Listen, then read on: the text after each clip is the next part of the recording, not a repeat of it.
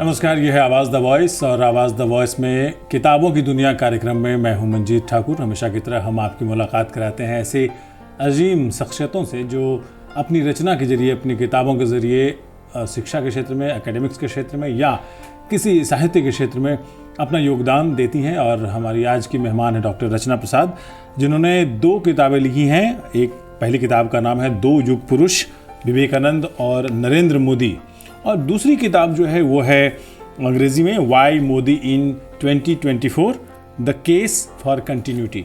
दोनों ही किताबें राजनीतिक हैं, राजनीति से संबंधित पुरुष नरेंद्र मोदी जो कि करिश्माई नेता हैं, हमारे देश के प्रधानमंत्री हैं, और उनके दोनों ही किताबों में एक कॉमन है कि वो दोनों ही किताबों में मौजूद हैं। एक में नरेंद्र दत्त यानी विवेकानंद से उनकी तुलना की गई है, दूसरी किताब में उनकी योजनाओं और नीतियों पर बातचीत की गई है। तो बहुत बहुत स्वागत रचना जी आपका। नमस्कार मंजीत जी। रचना जी जो हैं वो शिक्षाविद हैं, दिल्ली विश्वविद्यालय में असिस्टेंट प्रोफेसर हैं राजनीति विज्ञान की। तो राजनीति पर ही किताब होगी, ये तो हमें लग गया था कि राजनीति की प्रोफेसर हैं तो राजनीति पर ही लिखेंगी। लेकिन हम थोड़ा पीछे से चलते हैं, किताबों से पहले हम रचना कुमारी प्रसाद के ऊपर जानना चाहेंगे कि धनबाद में आप, जैसा अभी हमारी बातचीत ऑफ कैमरा हो रही थी तो आपने कहा कि धनबाद झारखंड से हैं, तो वहाँ से दिल्ली विश्वविद्यालय तक का सफ़र, अभी जो आप हैं वहाँ तक का सफ़र, अगर हम कम शब्दों में दर्शकों को बताना चाहें कि कैसे पहुँची, क्या जर्नी रही, क्या सफ़र रहा। सर मंजीत जी, ये बहुत ही अच्छा सवाल है और मेरे ये दिल के बिल्कुल करीब है, क्योंकि धनबाद जैसे एक छोटे शहर से दिल्ली विश्वविद्यालय का सफ़र बहुत लंबा रहा मेरे लिए। और धनबाद से मैं दिल्ली विश्वविद्यालय में आकर ग्रेजुएशन का कोर्स करना चाहती थी और मेरे 86.2% मार्क्स टॉपर भी में थी माउंट कार्मल में। लेकिन कुछ फैमिली प्रेशर था कि और लड़कियों के साथ ये भी बहुत समस्या होती है, मैं घर में सबसे बड़ी थी, कि तुम्हें बाहर जाकर इतनी दूर हम कैसे तुम्हें इतना अफोर्ड नहीं कर पाएंगे। और मेरा बहुत मन था, पर लेकिन वो मैंने मन को मारा नहीं। मैं पटना वुमेंस कॉलेज में पढ़ी और उसके बाद मैंने फिर से प्रयास किया पापा मम्मी को समझाने का, उनको कन्विंस करने का कि मुझे दिल्ली विश्वविद्यालय में पढ़ना है।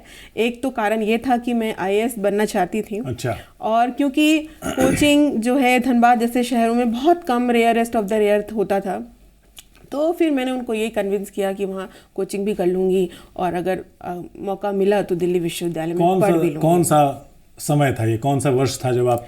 ये वर्ष था मेरा 2001।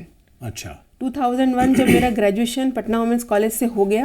और क्योंकि पटना वुमेंस कॉलेज जो है बिहार में जो यूनिवर्सिटी थी थोड़ी पीछे चल रही थी दिल्ली विश्वविद्यालय से, और इसलिए फिर 6 महीने मुझे वेट करना पड़ा, क्योंकि ऑलरेडी DU का सब कुछ सारा पाठ्यक्रम सिलेबस वगैरह सब शुरू हो गया था, तो इसलिए मुझे वेट करना पड़ा। और फिर मुझे पर मौका मिला तो कोचिंग के लिए कि तुम कोचिंग के लिए अगर जाना चाहती हो तुम चली जाओ, पर उसके बाद तो फिर तुम्हें वापस आना पड़ेगा।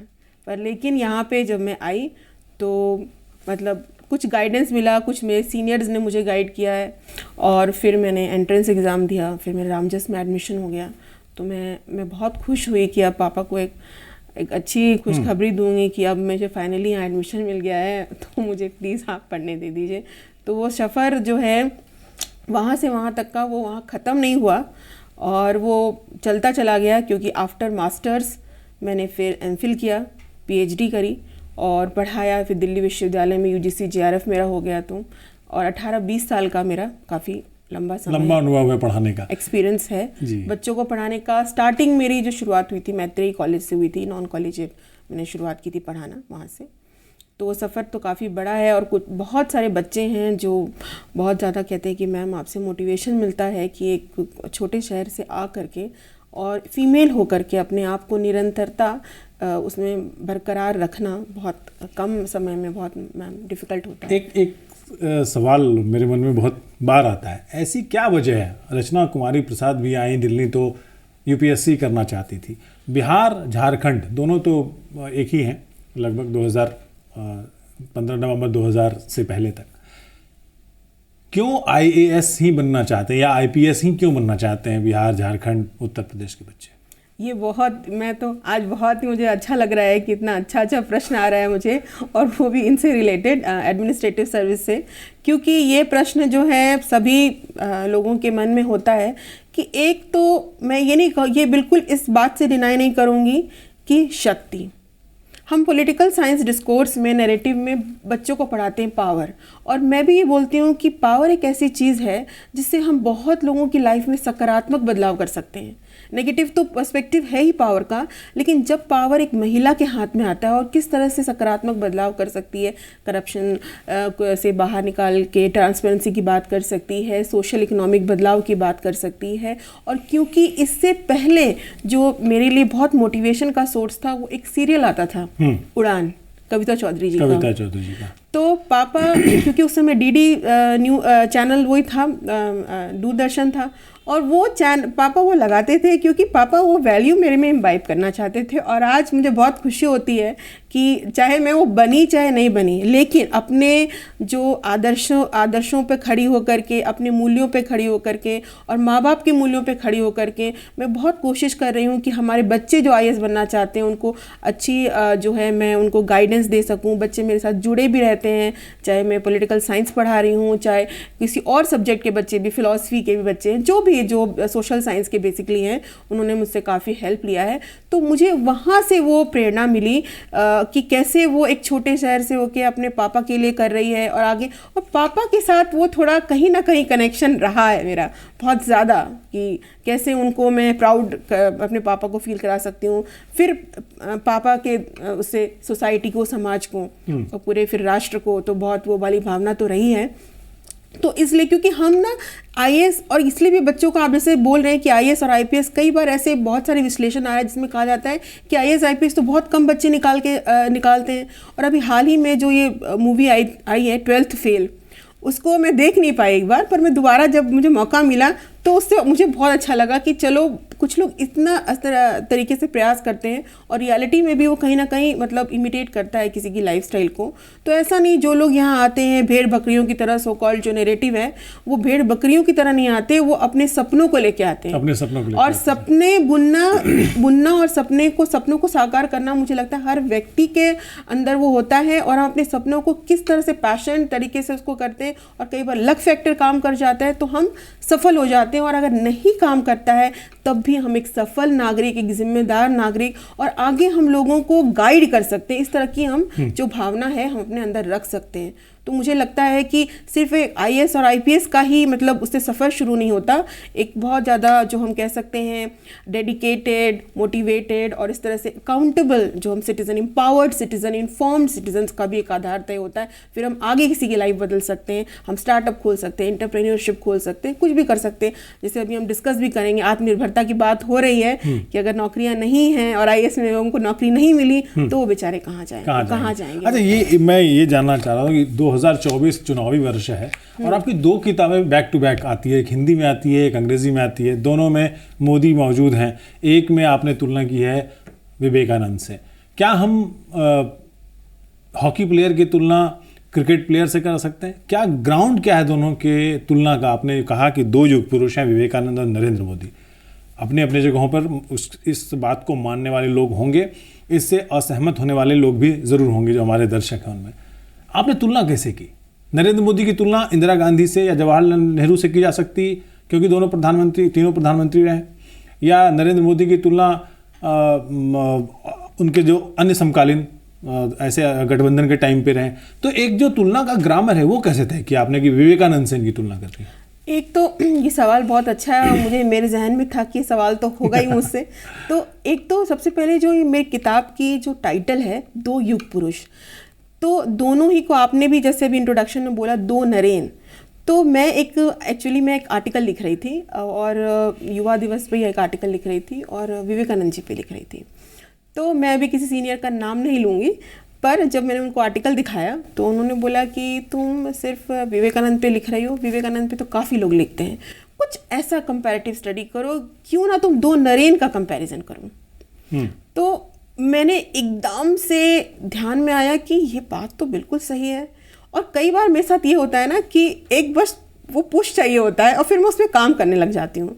तो उसके बाद मैं उस पर काम करने लगी और मुझे लगा कि बहुत सही है, इस बात पे अमल किया जा सकता है और इस पे कुछ अच्छा मतलब लिखा जा सकता है, क्योंकि आर्टिकल तो मैं लिख रही हूँ पर अब जब इस पर काफ़ी मटेरियल कलेक्ट कर रही हूँ तो मैं एक किताब लिख लूँ। तो दूसरा पॉइंट मेरा इस पर यह है कि क्योंकि मैंने दोनों को युग पुरुष के संदर्भ में इसलिए देखा है क्योंकि विवेकानंद जी, स्वामी विवेकानंद को तो हमने किस तरह से सांस्कृतिक विरासत, उन्होंने युवाओं के लिए जो इतना बड़ा उनका योगदान रहा है आत्म ज्ञान के लिए, आत्म साधना, और किस तरह से आत्म जो है आधार को लेके चलते हैं, सांस्कृतिक जो है विरासत को लेके चलते हैं, आध्यात्मिकता को लेके चलते हैं और धर्म को, हिंदू धर्म को सार्वभौमिकता का आधार देते हैं। तो वो जो उन्होंने आधार तय किया, वो मुझे लगता है कि जितनी भी सरकारें आई उसमें बहुत हद तक वो जो वैल्यूज़ हैं वो कहीं ना कहीं मिसिंग रहा।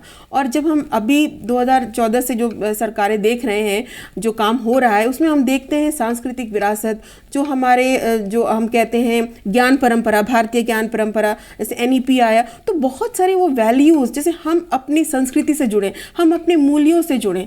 आज पेरेंट्स को लोग छोड़ के बाहर चले जाते हैं, उसके बाद उनका दर्शन भी नहीं करते, क्योंकि उनके लिए पेरेंट्स एक सोर्स हैं उनको पढ़ाने का, उनके चीज़ों को उन तक पहुंचाने का। तो क्या पेरेंट्स सिर्फ, क्या हम उपभोक्तावाद की चीज़ों को ही बढ़ावा दे रहे हैं? तो कहीं ना कहीं कोई सरकार को इस चीज़ को एड्रेस करना चाहिए था। युवा पीढ़ी के लिए इतना बड़ा जो आधार तय किया, startup India, skill India mission और डिजिटल इंडिया को भी मैं इसमें साथ जोड़ूंगी, क्योंकि आज जो है मैक्सिमम जो युवा पीढ़ी है वो बहुत ज़्यादा जो है ऑनलाइन पेमेंट करते हैं, ट्रांजैक्शन। मैं बीच में रुकना चाहूँगा, आपने डिजिटल इंडिया की बात की है, आपने कहा कि नई पीढ़ी जो है मूल्य विहीन हो रही है, कम से कम विरासत और सांस्कृतिक संदर्भों की बात की जाए तो जो रील देखने वाली पीढ़ी है वो सांस्कृतिक संदर्भों से कहाँ परिचित हो पा रही है। वो तो 3 सेकंड उसका अटेंशन स्पैन है, वो 3 सेकंड में अगर उसको वीडियो अच्छा नहीं लगा तो वो स्क्रॉल करके आगे बढ़ जाती है।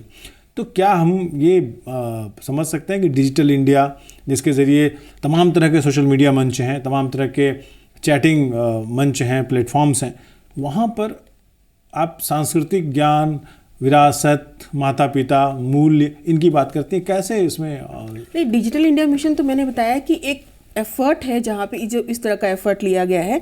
बाकी जो हम आज के एजुकेशन NEP को देखते हैं उसमें एक कोर्स इंट्रोड्यूस किया हुआ है, value added course. Value added course में मैंने खुद पढ़ाया है वो paper, fundamental values, constitutional values and fundamental duties. दूसरा गांधी एंड एजुकेशन, और भी बहुत सारे उसमें पेपर्स हैं जो वैल्यू एडेड कोर्स में ऐड किए जाते हैं और हमने भी पहले वैल्यू एडेड कोर्स पढ़े। तो वैल्यूज़ सिर्फ और सिर्फ, जैसे आप कह रहे हैं, रील्स तो खैर बहुत जो है मूल्य, जो हम कह सकते हैं मूल्यवान भी रील्स आ सकते हैं, या उस तरह के जो आधार हैं उसको तय करते हुए रील्स बनाए जा सकते हैं और बनते भी हैं उस तरह के रील्स, पर बच्चों को उसमें अटैच करना इतना आसान नहीं है।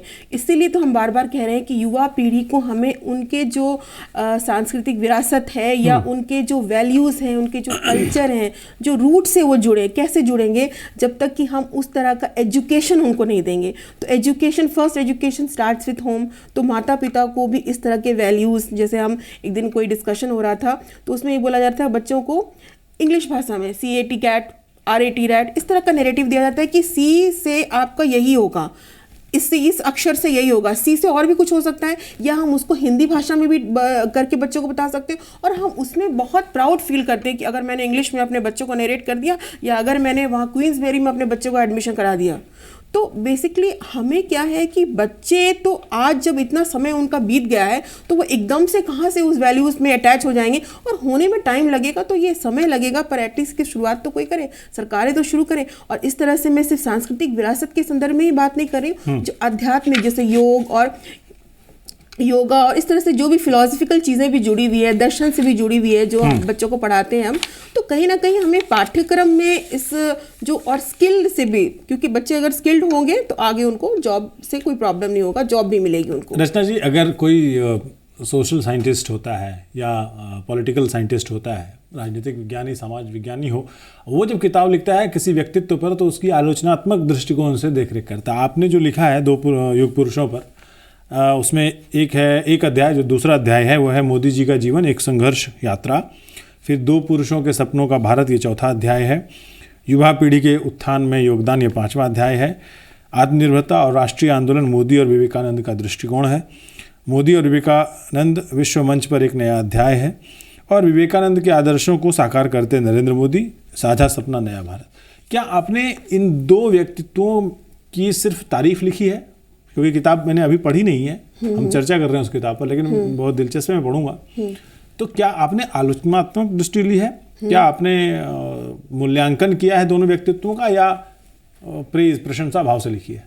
नहीं, मैंने जो अपने किताब में बेसिकली ये जो मेरी पहली किताब है दो युग पुरुष, ये मोस्टली हम कहेंगे थोड़ा सा इसमें दार्शनिक डेंट ज़्यादा है, अच्छा। फिलोसफिकल डेंट ज़्यादा है। हालांकि फिलोसफिकल के साथ साथ क्योंकि नरेंद्र मोदी जी को जब कनेक्ट किया जा रहा है तो युवा पीढ़ी के साथ, सांस्कृतिक विरासत के साथ, और जो आत्मनिर्भरता राष्ट्रीय आंदोलन की बात है, जो सपना लेके चल रहे हैं विश्व मंच पर G20 में जो भारत का योगदान रहा, तो बेसिकली उसमें भी फैक्ट्स और फिगर्स हैं, पर साथ के साथ थोड़ी बहुत मैंने जो चुनौतियां आने वाली हैं या आती हैं, जो स्केप्टिकल्स बोलते हैं, क्रिटिक्स बोलते हैं, उसके बारे में भी इसमें चर्चा है।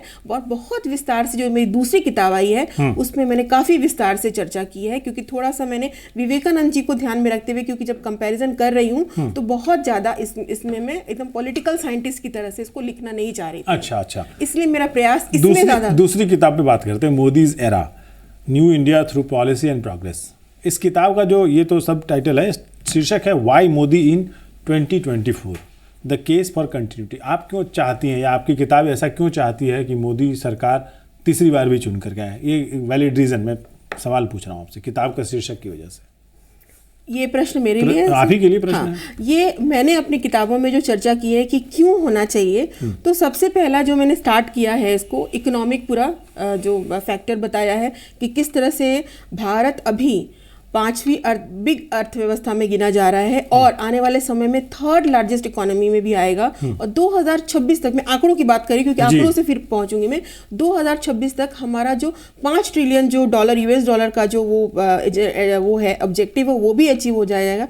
और एक रिसेंटली UN रिपोर्ट आया था जिसमें ये कहा गया कि वो 146% मिलियन ज़्यादा जो भारतीय हैं वो बिलो पॉवर्टी लाइन से बाहर आ चुके हैं 2005-6 के आंकड़े में अगर देखा जाए, और अभी रिसेंट 19-20 के आंकड़े में देखा जाए। तो इकोनॉमिक लेवल पे चाहे हम जनधन ये योजना देखें, चाहे GST देखें, चाहे स्किल इंडिया मिशन देखें, जो भी हमारे विपक्षी लोग ये कहते हैं बार बार, अब किताब जो बहस जो है थोड़ी राजनीतिक हो रही है, विपक्षी लोग बार बार ये कहते हैं कि जब इतने लोग, जिस UN के आंकड़े का आपने जिक्र किया कि 146 मिलियन यानी करीब 15 करोड़, करीब 15 करोड़ लोग गरीबी रेखा से बाहर आ गए हैं, तो फिर 80 करोड़ लोगों को मुफ्त में खाद्यान्न देने की जरूरत क्या है? ये पूछा जाता है प्रश्न राजनीतिक विमर्श में। मुफ्त में खाद्यान्न, हाँ, जो खाना दिया जाता है, जो अनाज की पैकेट्स दिए जा रहे हैं सरकार की तरफ से, वो क्यों दिए जा रहे हैं? तो वो तो गरीब हैं इसलिए उनको दिए जाएंगे ना, क्योंकि सरकार LPG भी दे रही है, जो उज्ज्वला योजना है उसमें भी सरकार जो है फ्री वो दे रही है सिलेंडर। गरीबी रेखा से बाहर आ चुके हैं, फिर क्यों दिया जा रहा है? यही सवाल है कि आपने कहा ना अभी कि एक UN की रिपोर्ट है 146 मिलियन यानी 14.6 करोड़ यानी करीब 15 करोड़ लोग गरीबी रेखा से, BPL से ऊपर आ चुके हैं, बिलो पॉवर्टी लाइन से ऊपर आ चुके हैं। तो अब उनको ऐसी क्या ज़रूरत पड़ गई कि हम उनको भोजन दे रहे हैं? सरकार, केंद्र सरकार की मदद से उनको खाना दिया जा रहा है, अनाज दिया जा रहा है, और भी तमाम चीज़ें होती हैं उस पैकेट में। सर उस चीज़ को फिर देखना पड़ेगा कि किस तरह से इम्प्लीमेंटेशन हो रहा है, क्योंकि सर मैं इसी पे एक पॉइंट और ऐड करूंगी, क्योंकि जैसे हम इन तरह की पॉलिसीज के बारे में बात करते हैं और क्रियान्वयन में, तो कई बार ना थ्योरी और प्रैक्टिस में थोड़ा अंतर होता है। कई बार मैं ये नहीं कहूंगी कि डेटा बिल्कुल गलत बोलते हैं, पर डेटा जो भी होते हैं, कई बार डेटा के अपने लिमिटेशंस भी होते हैं और हम वहां नहीं पहुंच सकते उस डेटा के लिमिटेशंस पे। और साथ के साथ कुछ ऐसी पॉलिसीज भी हैं जहां पे कुछ लोगों को अगर बेनिफिशियरीज को फायदा हो गया तो हमें टारगेट करके और लोगों को भी टारगेट करना चाहिए और उनको हमें नहीं प्रोवाइड करना चाहिए। तो वो कहीं हो सकता है लैक होगा थ्योरी एंड प्रैक्टिस में, तो उस पे कहीं इम्प्लीमेंटेशन पे थोड़ा हमें काम करना पड़ेगा। किताब जो है आपकी किताब, इसमें मोदी की मैंने एक बार पलट के उड़ती निगाह से देखा, मोदी सरकार की जो पिछले 10 सालों में जो नीतियां रही हैं, पॉलिसीज़ हैं, उसका बहुत जिक्र है, गहराई से जिक्र है।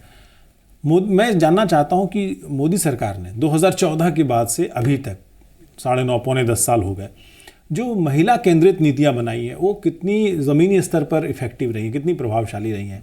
गैस उज्ज्वला योजना हो या फिर महिला सशक्तिकरण से जुड़ी बहुत सारी योजनाएं हैं उनकी, आपका क्या आकलन है उसका?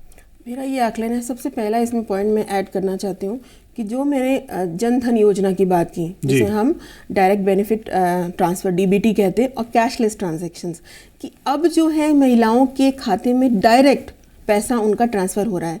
सबसे पहला, चाहे हम किसी भी मतलब पॉलिटिकल साइंटिस्ट जब आकलन करते हैं, और चाहे हम लेफ़्ट के पर्सपेक्टिव से देखें या किसी और पर्सपेक्टिव से देखें, तो इकोनॉमिक पर्सपेक्टिव बहुत इंपॉर्टेंट होता है कि जब तक इकोनॉमिक एम्पावरमेंट नहीं होगा तब तक हम बाकी एम्पावरमेंट भूल जाते हैं। तो अब अगर वो इकोनॉमिक इंडिपेंडेंट हो जाएंगी तब आगे वो अपना जो है ऑटोनॉमस या अपना फ्रीडम, अपने जो है अधिकार के बारे में सोच सकती है। तो सबसे पहला जो उनको मुहैया कराया गया डायरेक्ट बेनिफिट ट्रांसफ़र के थ्रू, कैशलेस ट्रांजैक्शन, उनके खाते में पैसा जा रहा है। जो महिलाएं उस तरह से उनके पास लाइवलीहुड नहीं है या जो जॉब उस अपॉर्चुनिटीज़ जिनके पास नहीं है, पहला तो ये जो हम इकोनॉमिक की बात करते हैं। दूसरा तो मैं बात कर सकती हूँ सोशल पॉलिसीज़ बहुत ज़्यादा है, वेलफेयर पॉलिसीज़ बहुत ज़्यादा है महिलाओं के लिए, जिसमें एजुकेशन का भी हम कह सकते हैं जिक्र है कि महिलाओं को एजुकेशन मिले।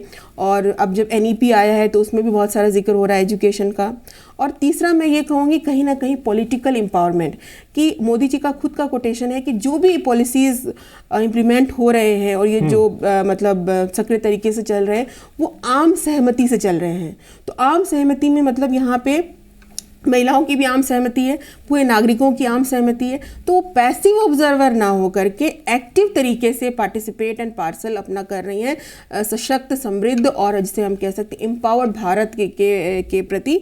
और चौथा, इसमें हम अपने कल्चर को भी अगर हम देखें तो कल्चरल रूट्स में भी, कल्चर को भी बढ़ावा देने में और कल्चर को भी आगे बढ़ाने में बहुत सारे कल्चरल एक्सचेंज प्रोग्राम है जो मैंने अपने किताबों में चर्चा किया है इसके अंदर।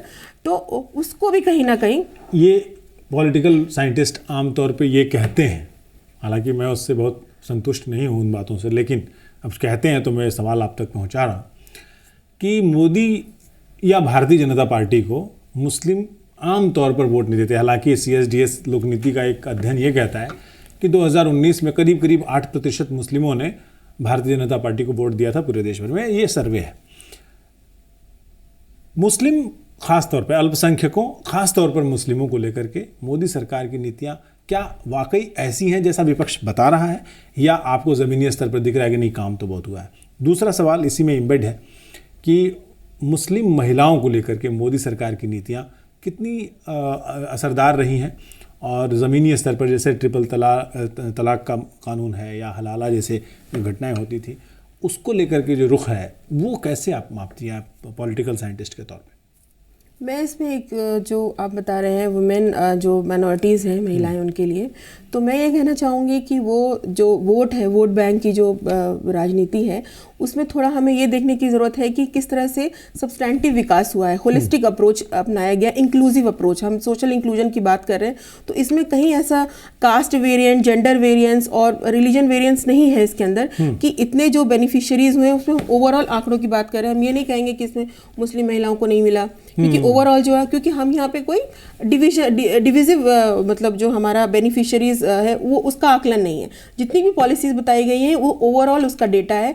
दूसरा मैं इसमें बात करना चाह रही हूँ, जो यूनिफॉर्म सिविल कोड की बात आई और जो उत्तराखंड ने भी उस पर काम किया और बाकी जगह भी अभी प्रस्ताव गया है कि हम किस तरह से इम्प्लीमेंट कर सकते हैं, तो UCC भी बहुत हद तक यूनिफॉर्मिटी लाने की बात करता है, जिसमें कहीं ना कहीं ये जो मुस्लिम वुमेन का, इसमें भी कुछ जो है डिबेट है कि कुछ महिलाएं जो UCC के, मुस्लिम महिलाएं जो हैं UCC के फेवर में हैं और कुछ नहीं है, क्योंकि वो जेंडर इक्वालिटी की तरफ बात करता है। और क्यों जेंडर इक्वालिटी की तरफ बात करता है? क्योंकि महिलाएं जो है चाहती नहीं है कि उन्हें किसी एक पैरामीटर की तरफ डाल दिया जाए जिससे कि उनका जो है उनके साथ अन्याय हो, क्योंकि एक्सप्लॉयटेशन का आधार इतना ज़्यादा है। तो कहीं ना कहीं हम यूनिफॉर्मिटी लाके, इंटीग्रेशन लाके उस तरह की चीज़ों को हम कर सकते हैं। तो UCC मुझे लगता है बहुत मतलब सकारात्मक रहेगा। हालांकि उसके लिमिटेशंस हैं, जैसे कि ट्राइबल कम्युनिटीज़ के लिए या फिर जो अदर कम्युनिटीज़ हैं उनके लिए भी थोड़ा सा लिमिटेशंस है कि हम कैसे सारे कल्चर को एक तरह से कर सकते हैं, मतलब सब कल्चर को एक साथ कैसे देख सकते हैं। तो हमें देखना पड़ेगा कि उनके लिए हम कैसे इसको इम्प्लीमेंट करेंगे।